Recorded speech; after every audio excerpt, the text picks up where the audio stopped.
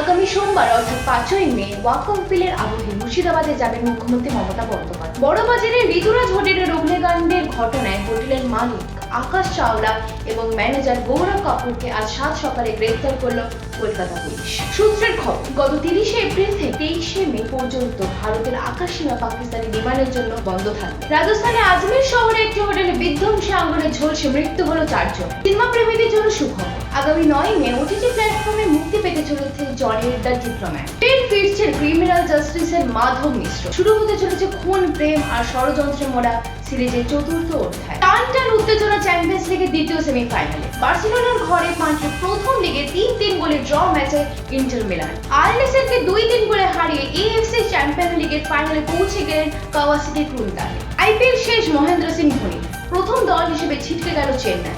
সর্বশেষ weather update, আবহাওয়া office জানিয়েছে বাংলা জুড়ে চলবে বৃষ্টিপাত। বৃহস্পতিবারও তুমুল দুর্যোগের আশঙ্কা রয়েছে, উত্তাল হবে সমুদ্র, সেই সঙ্গে রয়েছে কালবৈশাখীর পূর্বাভাস।